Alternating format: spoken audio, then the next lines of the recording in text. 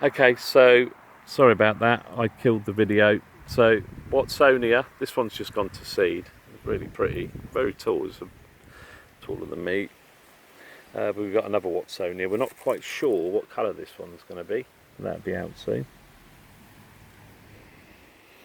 And Veronica. Yeah, Veronica here, just about to come into flower. Yeah, so Dave and Jeanette, 4th of July, Mile End, part 3, because I pressed the wrong button on the camera.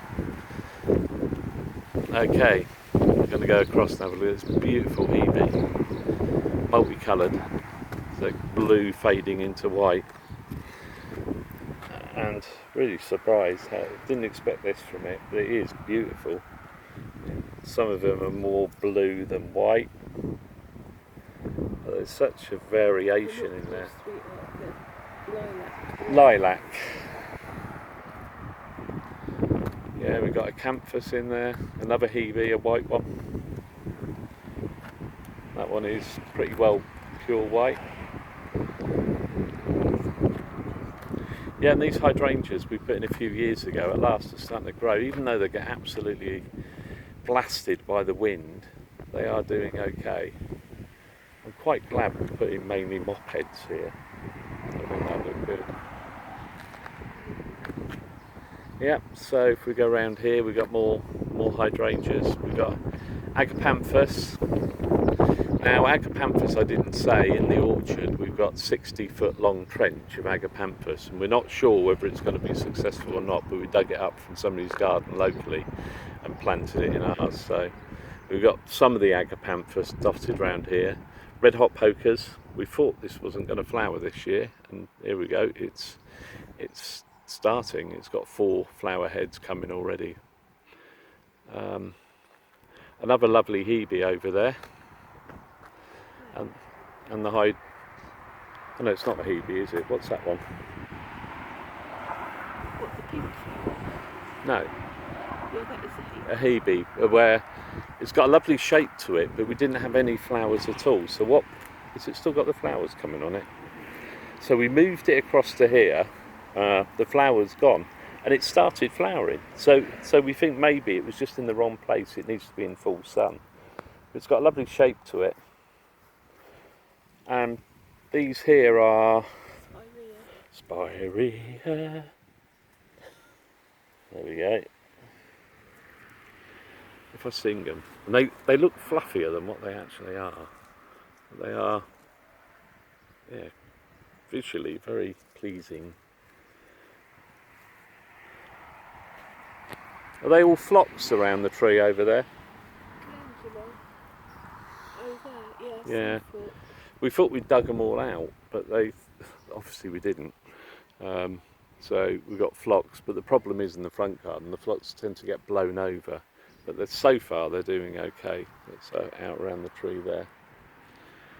And along here we've got some white hydrangeas as well. A few different types of hydrangeas. So little ones there. They all flowered, which is really surprising.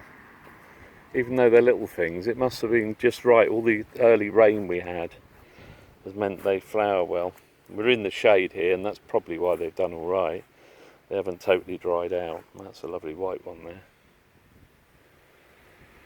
And that one is just a stem and a massive flower. Very nice. And the front bed, we've let go, the front raised bed, we've let go a bit wild over there. I won't go over to it, it's just full of Love in the Mist. It is quite nice actually. And what else? Hebes we've got in there. Love in the Mist. Bluebells in the spring as well. The Gunnera looks a bit sad at the moment. Hasn't got enough water.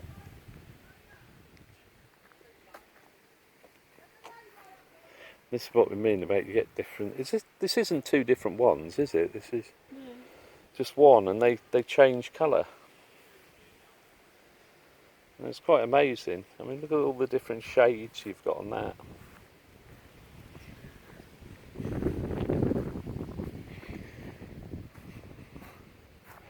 Standard old osteospermum around here. trimmed it back a bit to invigorate it. And this is something we've done quite a bit of work on lately. So this is to protect the front border, all this, which it's doing a pretty good job. It's starting to grow okay now.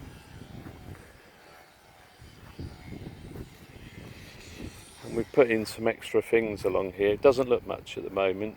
It needs a bit of water. And the bottle brush, sorry about that, Mr. B or Mrs. B. But the bottle brush, we thought it died. And it's come out with really nice red flowers. Is that actually going to focus? I don't think it is. Oh, there we go. So the bottle brush has survived the move from next door when David and Catherine went. It spent most of its life, well, until it got to here, living in an old drain. So I think it's done quite well, and I think it'll be a nice addition once we clean it all up. We didn't want to trim it right back, we just wanted to see what it did for a year, and then we'll sort it out. Lots of succulents throughout. Yeah, I don't really drag my hands near this stuff because euphorbia, is it? Yeah, euphorbia, so it is poisonous. I've just pressed the button again. Oh, it is still running. I must remember to use my left hand, not my right hand, for holding the camera. Yeah, lots of geraniums through here.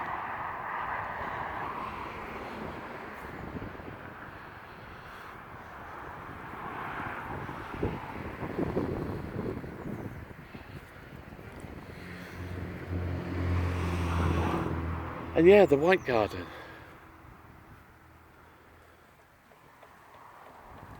So we've got a lovely white cosmos in there that's come up. We're kind of in between a bit now. Some of the hydrangeas are still in flower. Ice burst, I can't remember the actual name of them though. On the tree. Lamprampus. So once the lamprampus starts to flower, that'll look really nice. So we cut some holes into the tree and put some soil in, so they'll be really pretty. And they should all drape all over the old tree stump, which would be nice. And Jeanette's just doing a bit of weeding. What's this one, Jeanette? This is new. Cleome. Yeah, I've definitely never heard that name before. It's got pretty flowers, quite delicate thing. And we've got a couple of them in. There's another one just coming up as well. 9 in total. Whoop, Japanese anemone. No, I wasn't pointing at that. I'm pointing at that. Look, Japanese anemone. What's that then? I don't know. It's quite nice flowers though, isn't it? They're white, that's why we live here. I can smell honeysuckle even through here. Honeysuckle's had a good year.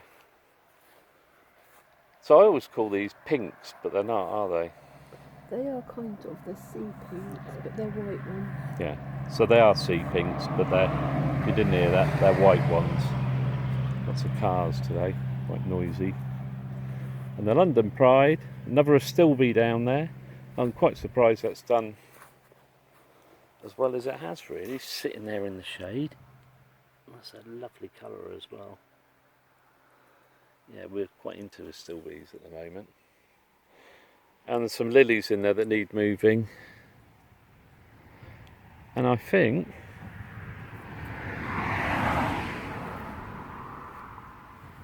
we'll just have a look over here and that'll be it for today.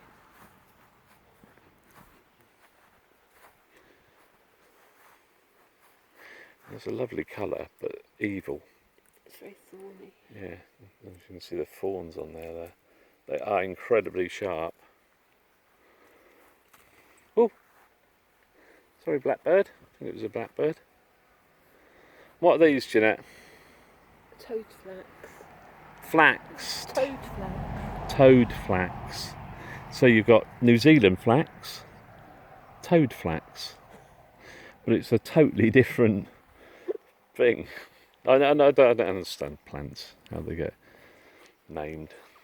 And then we got some These agapanthus. They're called agapanthus blackjack. Oh, blackjack, that's it. Yeah, so they're just They're coming very out. dark in colour. Jeanette's been trying to tease them out, but they are literally, I don't know if you can see that, Oh, look at just this coming one. into flower. Oh, that one's out. That one's purple. Hold your finger there and I'll go into it. There, lovely. Yeah, they are beautiful. So yeah, as I said in the earlier video, the cordyline are going to be moved, dug out, chopped in half and put somewhere else in the garden. And we've taken out this sycamore as well because it was just sucking all the moisture out the ground. We'll have the fir tree grow up there. And our last look round, so all around there, there's the rest of the agapanthus, and they're just coming into flower. And they're the ones we moved. So we did 65-foot agapanthus in the orchard, and then all these as well. And these are a lot further ahead. Most of the stuff was root that went into the orchard. But, yeah, okay. Thanks a lot for joining us today. Cheerio. Cheerio.